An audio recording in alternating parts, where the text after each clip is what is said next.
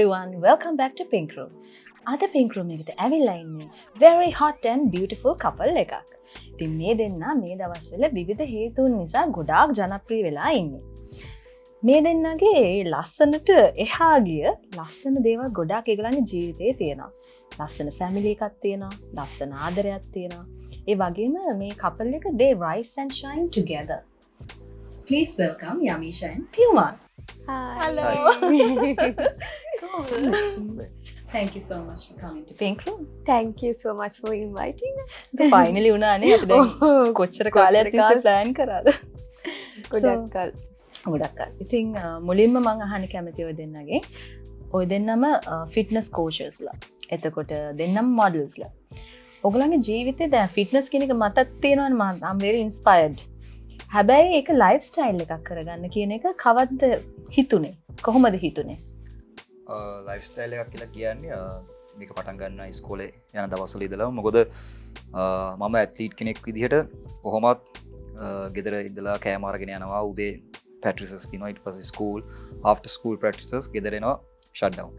එතකොට ඒ life style එක මම හරියට එන්ජොයි කරා.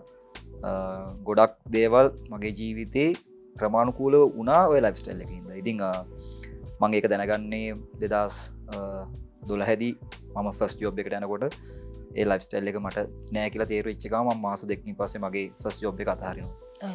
එතකොට ඒක මම බැංක් එකක වැඩ කරේ. ඊට පස්සේ මම ඩිසයිඩ් කරනවා ගෙදර කට්ටියගේ අකමැත්ත මත ෆිට්නස් ට්‍රේනර් කෙනෙක් වෙනවා කියලා. මොකද මගේ ලයිෆ් ස්ටයිල් එක මට හරියට ඒ දවස්වලම තේරිච්ච දෙයක් මට එන්ජොයි කරන්න බැයි නම් මම මොන රස්සාව කරත් වැඩන්නේ. ෆස්ට් තින් මං මාව සතුටෙන් තියාගන්න ඕනේ. මේකින් හින්දා මට හැම වෙලේම වගේ ආහාර ව්‍යායාම මට එක තැනක ඉඳන් ඉන්න පුළුවන් එක්කෙනෙකුත් නෙමෙයි.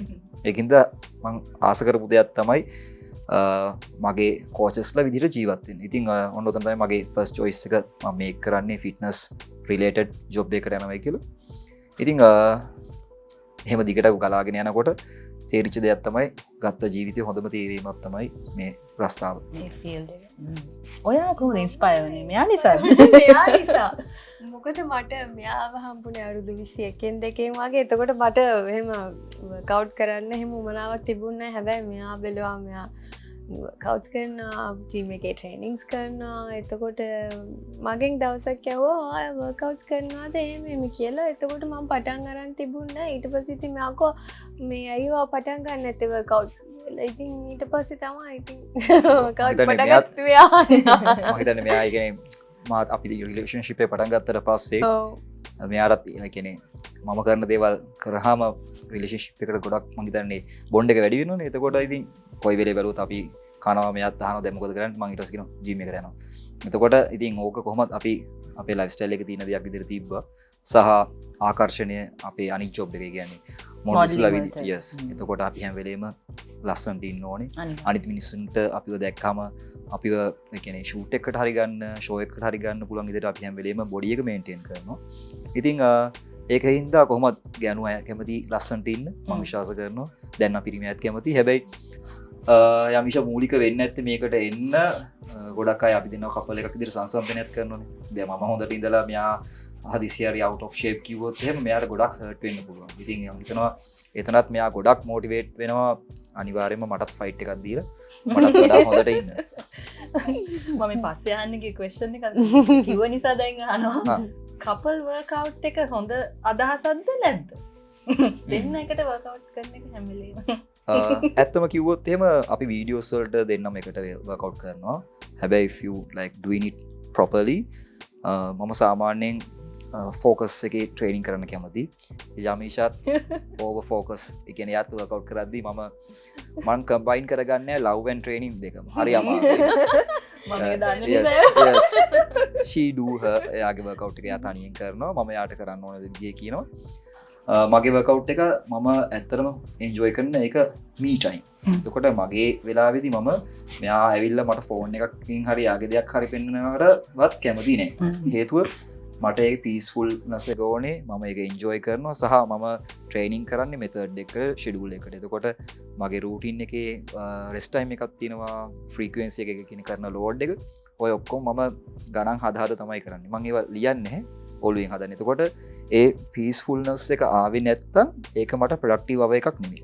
ඒක හින්දා සාමාන්‍ය හොටෙල් එකකට වගේ ගියාම නම් අපි දෙන කපල් වර්කවුට් එකක් කරනවා. මොකද just maintain, but when I'm doing it properly මම තනියෙන් කරනවා තමයි කැමති. මම හිතන්නේ එයාත් කැමති තනියෙන් කරන්න.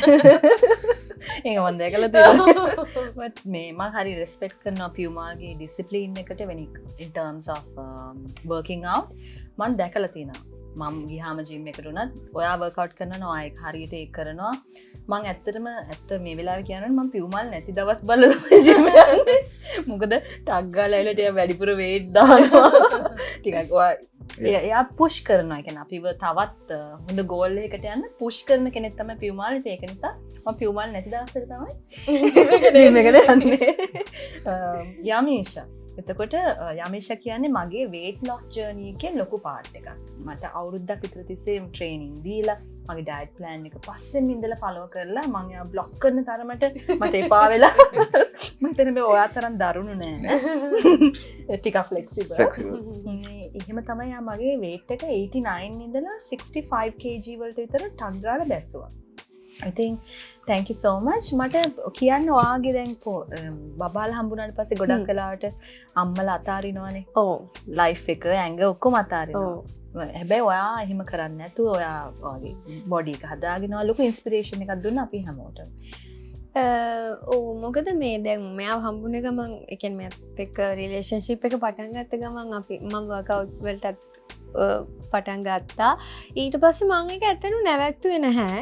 මම ප්‍රෙග්නන්ට් වෙන්න ඒ කියන්නේ අපි බබාලා හදන්න කලිනුත් මම පොඩ්ඩක් කන්ට්‍රෝල් එකේ ඉඳලා ප්‍රෙග්නන්සි එකට රෙඩි වුණා. මොකද මට හිතුණා මේ මෙයා මාව හැමතැනම ගයිඩ් කරනවානේ. එතකොට අපි කතා වුණා පොඩ්ඩක් weight එක අඩු කරගෙන ඒ වගේ දෙයකට ගියොත් ප්‍රෙග්නන්සි එකේදී ඒක ගොඩක් ලේසි වෙනවා. මොකද අපි weight gain කරනවානේ. ඒ වගේම ඉතින් කෑම හදන්නවනේ කන්ට්‍රෝල් එකේ ගියා. ඉතින් ප්‍රෙග්නන්සි එකේදීත් වර්කවුට්ස් මම කරා. ඔව් මට මතකයි ඔයා වීඩියෝස් දාලා තිබුණා. ඒක සේෆ්ද සාමාන්‍යයෙන්? ඒකට ඇත්තටම දැන් මට යමිෂට ඉස්සල්ලා මට ගොඩක් ක්ලයන්ස්ලා ඉදලා තියෙනවා ප්‍රෙග්නන්ට් වෙලත් වර්කවුට් කරපු. එතකොට මට ඒකට වෙනම කෝස් එකක් follow up කරන්න උනා specially nutrition with pregnant related workouts වලට. ඊට පස්සේ ඒක ඉස්සල්ලාම අපි කෑමයි වර්කවුට් එක ඉස්සල්ලාම ඇප්ලයි කරේ හරියටම යමීෂට තමයි. ඒක අපිට කොච්චර සක්සස්ෆුල් වුණාද කියනවනම් ඒක බබාටත් අපි සාමාන්‍ය ගොඩක් කට්ටිය දන්න විදිහට තමයි බබාගේ ඉස්සල්ලාම නියුට්‍රිෂන් ටික හම්බ වෙන්නේ අම්මගේ බඩේ. එතකොට අම්මා කන ආහාර ඒවල තියෙන මේ ශක්ති වර්ධනය වෙන ආහාර ගත්තොත් තමයි ළමයට හොඳ ඇගේ හිම මේකනේ බිල්ඩ් අප් එකක් එන්නේ. එතකොට අපි යමීෂටත් කරේ මුලදී නෑ යමීෂා හරි අමාරුණා කන්නේ අර ක්‍රේවින්ස් තිබෙ වෙනම කෑම වලට. අපි පුළුවන් වෙලාවට හැම වෙලේම හොඳ ආහාරයට ආහාරගත කරා. එතකොට ශරීරගත කරාට පස්සේ උනේ බබාට තමයි ඒකේ බෙනිෆිට් එක එන්නේ. සහ ව්‍යායාම කරලා බබෙක් හම්බුනහම තියෙන වාසිය තමයි රිකවරි ප්‍රොසෙස් එක. දැන් මෙයා බර්ත් බාලා දෙන්නම අපිට හම්බුනේ නැචරල් බර්ත්. එතකොට නැවත ව්‍යායාම වලට එන්න හරිම පහසුයි. මොකද බොඩි එක දන්නවා. අපි ඒකට කියනවා මසල් මෙමරි කියලා. ව්‍යායාම කරපු කෙනෙක් බබෙක් හම්බෙලා මාසයක් වගේ කෙටි කාලයකින් නැවතත් ව්‍යායාම වලට යොමු වෙන්න පුළුවන්. හැබැයි ගොඩක් කට්ටිය හිතාගෙන ඉන්නේ බබා හම්බුනට පස්සේ මම ජිම් එකට යනවා කියලා. අන්න එතනදී මං කියන්නේ හැම වෙලෙම take it easy. එහෙම එක්කෙනෙක් නම් ඔයා. මොකද අපි ගාවට ගොඩක් අම්මලා එනවා බබා හම්බුනට පස්සේ. නෑ. ඔයා බබා හම්බ වෙන්න පළවෙනි මාස 3 ඉන්න. ගන්න කමන්නේ. ඊට පස්සේ ඔයාට හිතෙනවා නම් ඔයා ගේන් වෙනවා වැඩි වෙන කෙනෙක්ට වඩා අනිවාර්යයෙන්ම ඔයා ව්‍යායාම මධ්‍යස්ථානයකට ගිහිල්ලා ඔයා ස්ටාර්ට් කරන්න ඕනේ at least සතියට දවස් 2ක් ව්‍යායාම. එහෙම වුණොත් ස්පෙෂලි ඔයා දැකලා ඇති බබාලා හම්බ වෙනකොට knee problem කියයි back problem කියයි ඒව එකක්වත් යමිෂට ආවේ නැහැ. හේතුව අපි weight management එකක් කරා සහ බබෙක් හම්බ වෙනවයි කියලා පිගන් 2-3ක් වැඩිපුර කන්න ඕනේ. ඒකටත් යන්න ඕන නියුට්‍රිෂන් ප්ලෑන් එකක් තියෙනවා. අපි ඔය පොඩි මිස්කන්සෙප්ෂන් එකක් තියෙනවානේ. මොකද දැන් හිතන්නකෝ කලලයක් කියන්නේ සෙල් එකක් නේ. සෙල් එක ඩෙවලොප් වෙන්න අවශ්‍ය කරන කැලරිස් ප්‍රමාණයක් තියෙනවා. පළවෙනි මාස තුනේ මෙච්චරයි කැලරිස්. දෙවෙනි මාස තුනේ මෙච්චරයි. එතකොට ඇත්තටම කිව්වොත් පළවෙනි මාස තුනේ ඔයාට අවශ්‍ය වෙන්නේ ඔයා ගන්න දෛනික ආහාර වලට අමතරව කෙසෙල් ගෙඩියක් වගේ ප්‍රමාණයක කැලරි ප්‍රමාණයක්. එතකොට ඒක ගැන අවබෝධයක් නැතිකමට විශේෂයෙන් නැන්දම වෙන්න පුළුවන් තමන්ගේ අම්ම වෙන්න පුළුවන් කියනවා වැඩිපුර කන්න දෙන්නෙක්ට කන්න අවශ්‍යතාවයක් නෑ. අපි හැම වෙලේම අන්ඩර්ස්ටෑන්ඩ් කරන්න ඕනේ ඔයා වගේ මිනිස්සෙක් නෙමෙයි බඩ ඇතුලේ හැදෙන්නේ. පොඩි කලලයක් තමයි ක්‍රමානුකූලව ලොකු වෙන්නේ. එතකොට ඒකට අවශ්‍ය කරන හරි ආහාර ටික දුන්නා නම් හොඳටම ප්‍රමාණවත් ඩයට් එක බැලන්ස් කරගෙන ඇඟත් ලස්සනට තියාගෙන යථා තත්ත්වයටපත් වෙන්න. ඔව් අර මේ ප්‍රෙග්නන්සි එකේදී අර හෙල්දි වේට් එකක් තියෙනවා ඒක මේ මේන්ටේන් කරාම මම හිතන්නේ මෙයා බබා හම්බ වෙන්න කලින් දවසෙත් වර්ක්අවුට් කරනවා. Wow. ඒ කියන්නේ there is nothing new.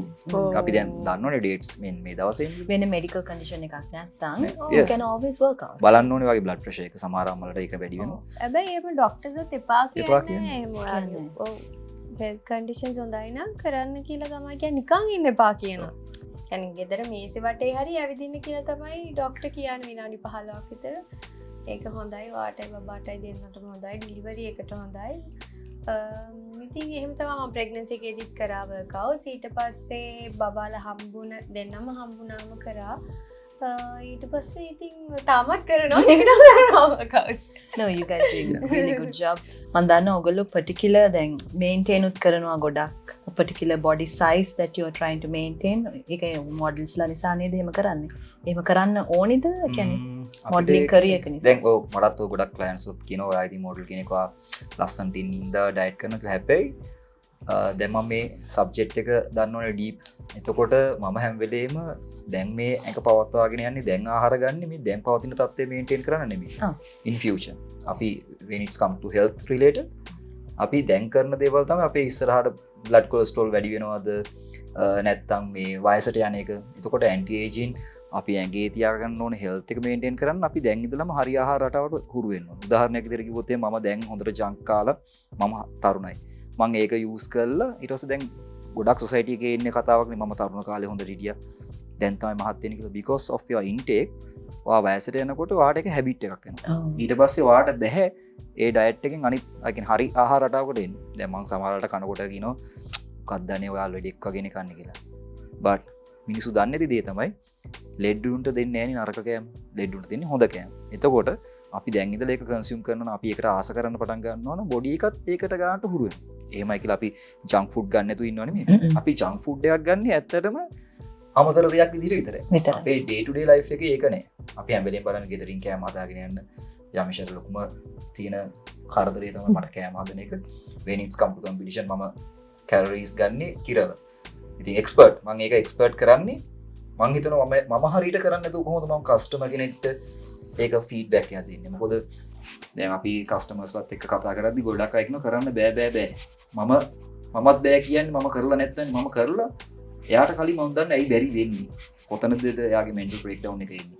කොතනද කැම එපා වෙන්නේ. එතකොට ඒක මම ස්ටඩි කරලා තියෙදි මම දන්නවා එයාට අවශ්‍ය තැනදී පොඩි රීෆීඩ් එකක් දෙන්න. ඉතින් ලයිෆ්ස්ටයිල් එකට තමන්ම ප්‍රැක්ටිස් කරලා තමයි ඔක කරගන්න ඕනේ. මම දැකලා තියෙනවා කියන්නේ ඔයගලන් කරලා තියෙන මේ වගේ meal plans වලිනුයි workout plans වලිනුයි එකතු කරලා ඔයගොල්ලෝ මාර transformation කරලා තියෙනවා මිනිස්සුන්ගේ ජීවිතවල. ඉස්සරහට එන්න තියෙනවා. තව ලොකු එකක් transformation තව එකක් නෙමෙයි. ඒ කියන්නේ සෙලිබ්‍රිටි කෙනෙක් ගත්තොත් එකක් එන්න තියෙනවා. අනේ මං කිව්වා මගේ ඔව්, මෙයාගේ එක කොහොමත් ඒ transformation එක එනවා.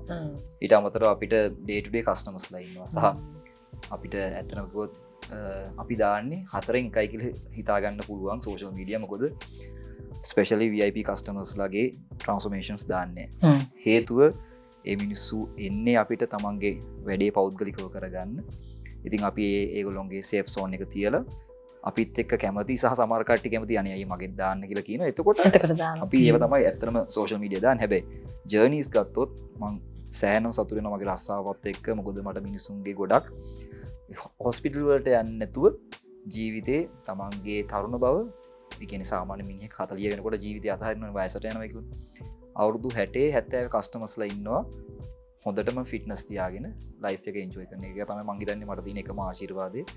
හොඳ දෙයක් කරා කියලා මගේ ක්ලයන්ට්ස් වලට. අනිවාර්යෙන්. ඇත්තටම අපි ඔය දෙන්න ගැන ගොඩාක් ප්‍රවුඩ්. ඔයගොල්ලෝ අචීව් කරලා තියෙන දේවල් ඔයගොල්ලෝ ස්ටාර්ට් එකේ ඉඳලා අපි දැකලා තියෙනවා කොහොමද ලයිෆ් එක සක්සස් කරගත්තේ කියලා.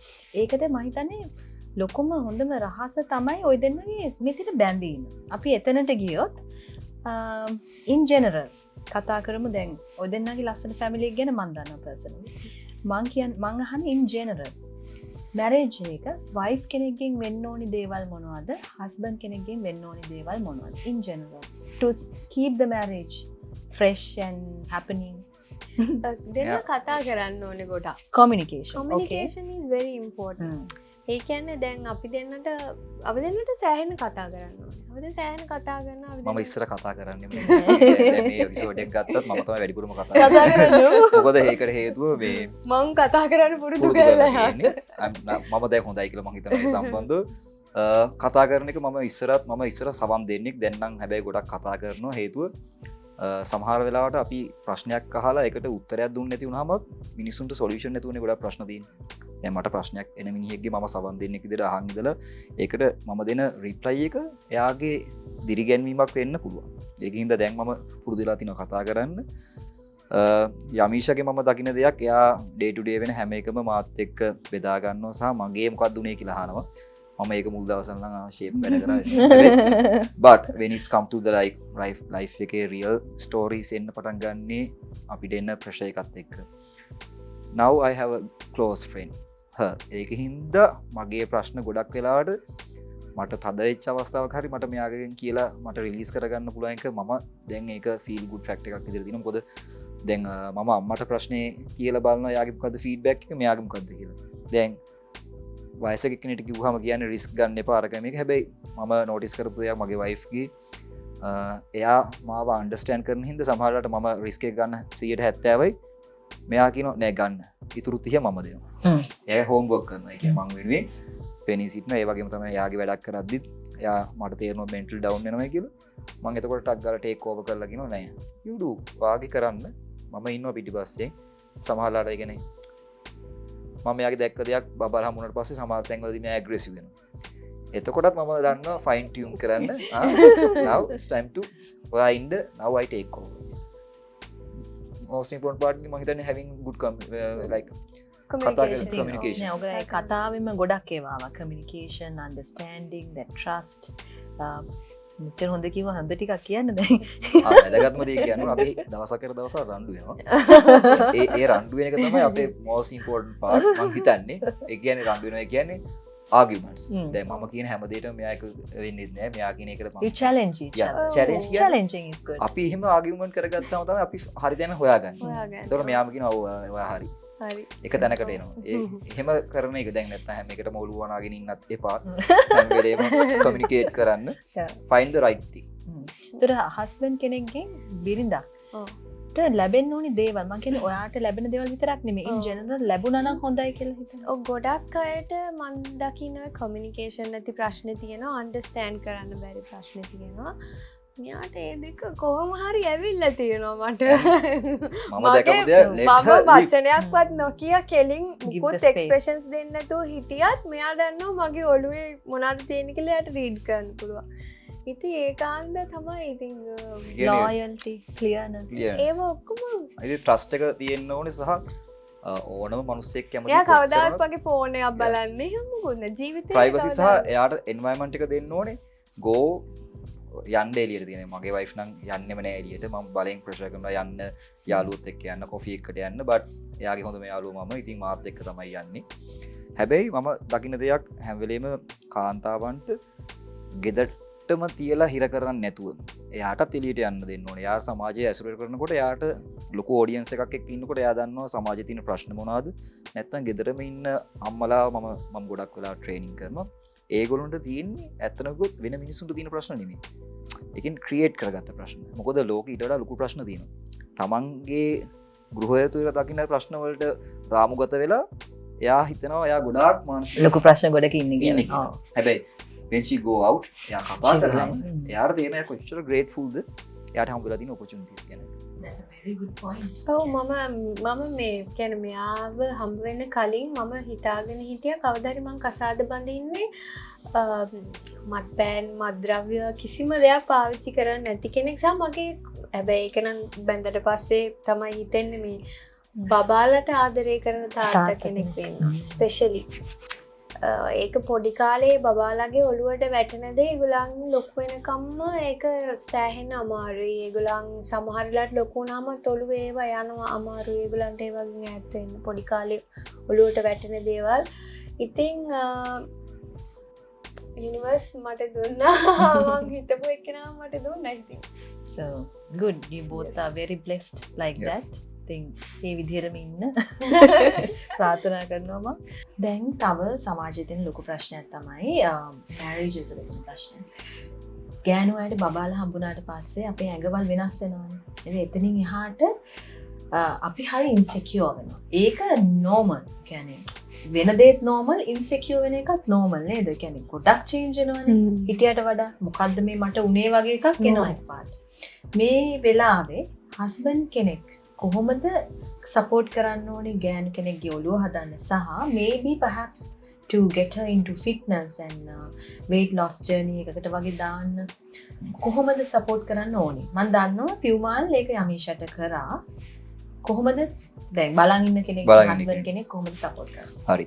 as a husband මං හිතන්නේ මට නම් ගොඩක් එක්ස්පීරියන්ස් තියෙනවා වයස පොඩි වුණාට මම කියවනේ හොඳ සවන් දෙන්නෙක් වගේ මම හොඳට ඇනලයිස් කරනවා. මට ෆස්ට් එක්ස්පීරියන්ස් එක තියෙන්නේ අපේ ගෙවල් වලට කුලියට ආව ඉස්සර අපි යම ගෙවල් කුලියට දුන්නින්ද මම ගොඩාක් ෆැමිලිස් වල ප්‍රශ්න දැකලා තියෙනවා. හස්බන්ඩ්ලා රට ඉන්නේ වයිෆ්ලාට එන ප්‍රශ්න ඒගොල්ලෝ මෙන්ටල් ඒක ප්‍රෙෂර් එක රිලීස් කරන විදිය. දෙවනි දේ මම දැක්ක අපේ අක්කා කොහොමද ළමයි 4ක් ඉන්න යාට. එයා කොහොමද බැලන්ස් කරන්න සහ යාට තියෙන ප්‍රශ්න මොනවද කියලා. ඊට පස්සේ මම කලින් කිව්වා වගේ මේ අමිෂට කලින් ගොඩක් අම්මලත් එක්ක වැඩ කරනවා. මොකද ඒගොල්ලෝගේ ට්‍රාන්ස්ෆෝමේෂන් ජර්නිස් එක.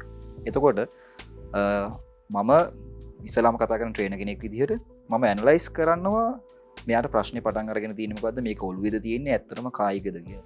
එතකොට ෆස්ට් තින් මම ඇනලයිස් කරද්දී දැනගන්න දේ තමයි ඉස්සලාම මේක ඔළුවින් පටන් ගන්න. අපි හිතන දෙයක්. චින්තනයෙන් තමයි අපි ඉදිරියට හිතන්නේ මේක නිසා මේක වුණා මේක නිසා මේක වුණා කියලා. එතකොට ඉස්සලාම හස්බන්ඩ් කෙනෙක් දැනගන්න ඕනේ විශේෂයෙන් පළවෙනි බබා හම්බෙච්ච අම්මා නෙමෙයි ඉන්නේ දෙවෙනි බබා හම්බෙන්නේ. එතකොට ඒ අම්මා මේ අම්මට සම්බන්ධ කරන්නත් බෑ. දැන් හිතන්නකෝ තව අම්මා කෙනෙක් යමීෂාට සම්බන්ධ කරනවා බලන්න යමීෂා හොඳට ඉන්නවා. You can't compare. You can't compare. එතකොට ඒ අම්මගේ මානසික මට්ටම ඉස්සලාම අර කලින් හස්බන්ඩ් කතා කරන්න ඕනේ. right. ඇයි වාට ජිම් යන්න හිතෙන්නේ නැත්තේ? Why you feel bad?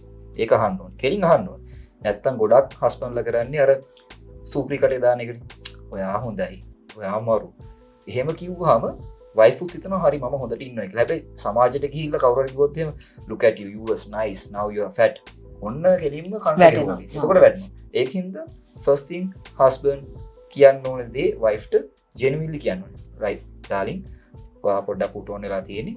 අපි මේකට මොන හරි දෙයක් කරන්න ඕනේ. එතකොට wife හැම වෙලේම ඒක accept කරන්න ඕනේ.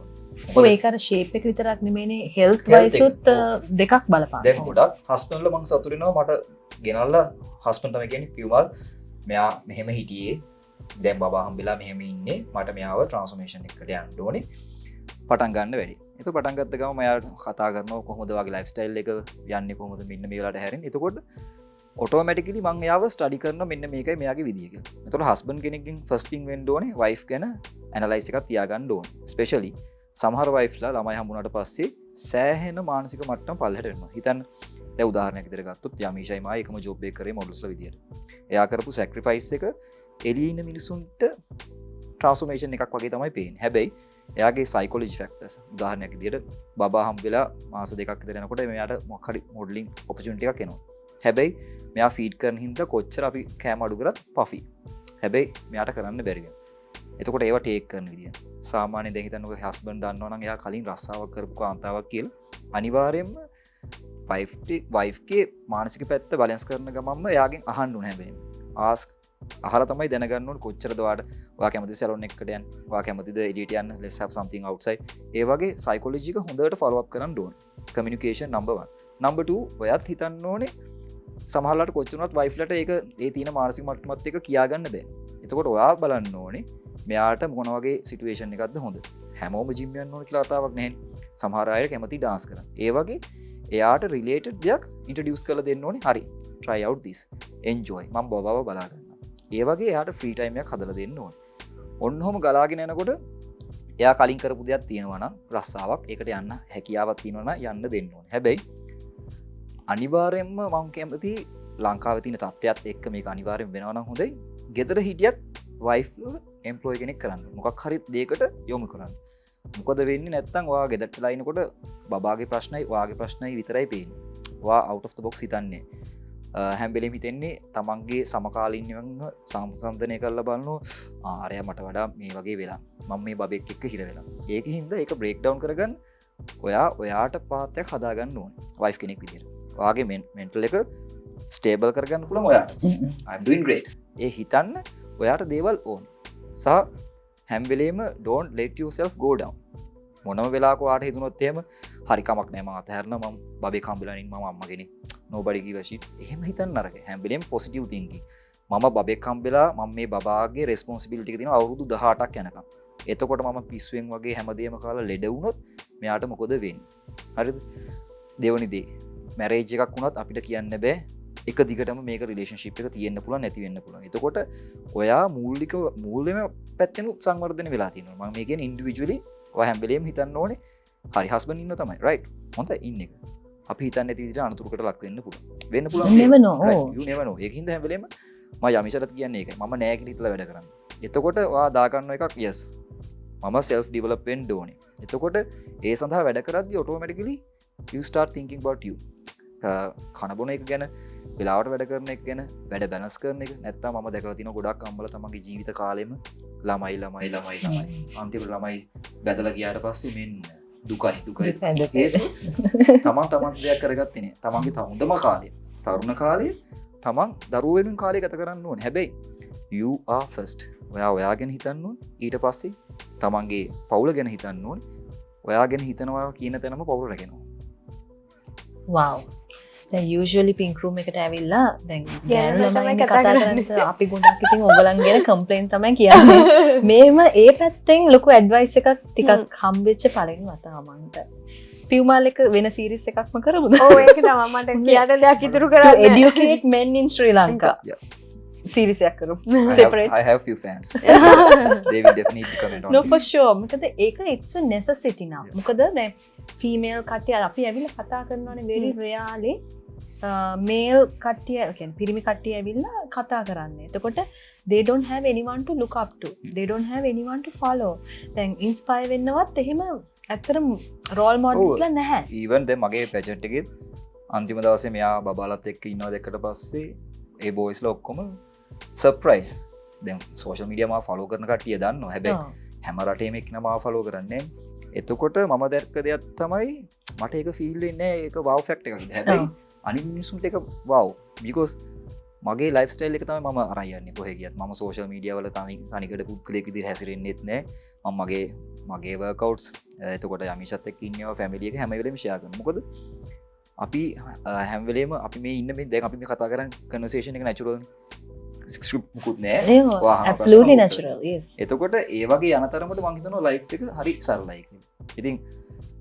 ලයිෆ් එකේ ගොඩක් කට්ටිය පටලව ගන්න එක තමයි අර ලෝකෙට එකක් පෙන්නනවා කරන්න එක ඒක තමයි ක්‍රෑෂ් තමන් හැම වෙලේම පුළුවන් තරම් ෆ්‍රී ඉන්න තරමට ප්‍රශ්න අඩුයි absolutely valid points I'm loving this conversation I wish we had more time ඔය දෙන්නගේ ඇත්තටම ඒක මම හරියට appreciate කරනවා දෙන්නම fitness පැත්තෙන් විතරක් නෙමෙයි හැම පැත්තෙන්ම you are setting an example so I'm happy that you're my friend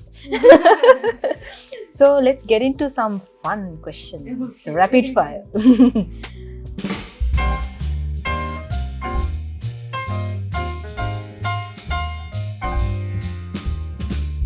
මම අදනවට මටම හිනා so rapid fire round first question cardio or weights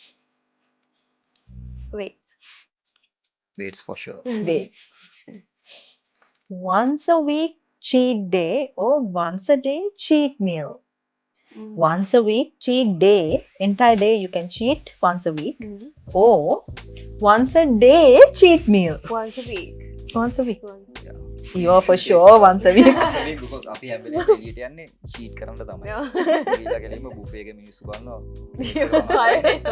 but once a week you do that yes. okay. you need that you can අර off වෙන්න ඕන තැනදී switch off කරන්න once a day couple workout love it or hate it audience එකට කියනවා you do it you do it yeah. but not for us not for us okay now cheesy one If your partner was a protein shake flavor, what would they be? Vanilla Anne, sweet. Vanilla. Anything. මම ඉච්චර taste එක පස්සේ That is so cheesy. Very cheesy people. Huh? Who gets angry first and who says sorry first? Angry first? ඇංග්‍රි angry It first sorry sorry first Oh, both. එයාම thank you වෙලා එයාම sorry කියලා ඉවර කරනවා. මම ඇංග්‍රිනොත් එයාදම sorry කියන්නේ So sweet. Hrithik Roshan or Puma? of course Of course, you know the answer. So lovely to have you both here.